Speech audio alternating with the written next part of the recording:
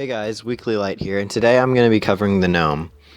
First, I would like to apologize about some misinformation in my last video, and I feel really bad about that. Sorry about it. So those red badges on the left side, on the bottom, on the bottom of the stats for the mascot, those weren't weaknesses. I'm sorry. They were those are the damage it deals. I got confused because it's sort of weak to the same damage it outputs, and I got confused by that. And another thing, someone in the comments, Spencer Mlodic, I think, pointed out that it does not buff zombies. So, yeah. So, now let's go over the stats for the Gnome. So, first up, the Gnome only has cosmetic items, so no stats can be altered by that.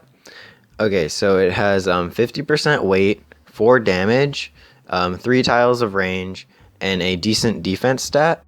It can move 2 tiles, and it has 3 hearts. When it becomes the hero, it goes up to 3.5 hearts.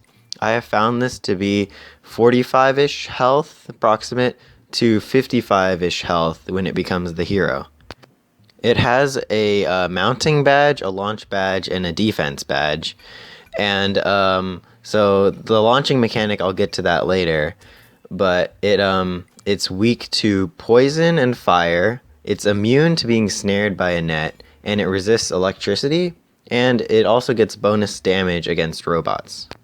Its attack has 3 tiles of range, and it seems to have no drop-off, so meleeing with the wrench seems to be about the same as throwing the wrenches, and they deal anywhere from like 2 to 5-ish damage from what I found. The Gnome is one of the best utility characters in the game. It can heal robots for 6 with 1 wrench in a turn, which the cupcakes can't heal the robots, so they can fill that role. They can launch anyone but hair trolls, gorgons, and cyclopses. Oh, and also troll moms because they're too big. So you can get better positioning with them, such as launching a vampire and then doing super flanks.